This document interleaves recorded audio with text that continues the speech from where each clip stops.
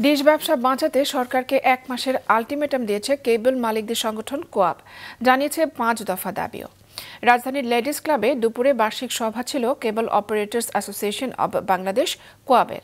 সেখানে বিভিন্ন সমস্যার কথা তুলে ধরেন কেবল অপারেটররা। জানান, কিছুদিন বন্ধ থাকলেও ইন্টারনেট পরিবেশকরা তাদের লাইনে ফের বিনামূল্যে টিভি চ্যানেল দেখাচ্ছে।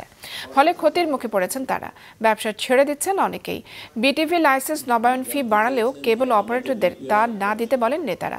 কেবল মালিকদের ইন্টারনেট ব্যবসার সুবিধা, ওটিটি ও ইন্টারনেট সেবা প্রদানকারীদের টিভি চ্যানেল দেখানো বন্ধ সহ 5 দফা দাবি জানিয়ে তা মানতে সরকারকে 1 মাসের আলটিমেটাম দেন কোয়াব সভাপতি।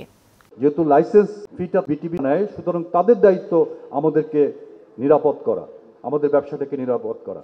আজকে আমার দেশে যেভাবে যাতাভাবে দেধারসে চ্যানেল চলছে, কেন এই চ্যানেলগুলো নিয়ন্ত্রণ কে করবে?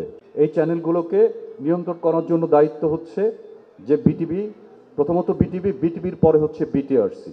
বর্তমানে আমরা চেষ্টা চালাচ্ছি, বিটিআরসি চেয়ারম্যানের সাথে বসছি, আমরা নাহিদ সাহেবের সাথে বসছি, আমাদের প্রেসিডেন্ট সেক্রেটারি সহ সবাই গিয়ে বসছি।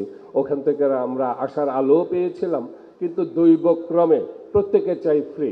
ওটিটি প্ল্যাটফর্মে কোনো লিনিয়ার টিভি চ্যানেল চলবে না।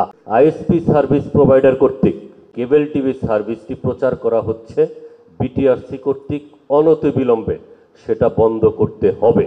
1 মাসের মধ্যে যদি আমাদের এই 7-এর 6 দ্বারা বাতিল না হয়, তাহলে আমরা কঠোর কর্মসূচিতে যাব এবং আমরা এই কেবল অপারেটররা স্বেচ্ছায় আমাদের বিটিভি লাইসেন্স সারেন্ডার করে দিব।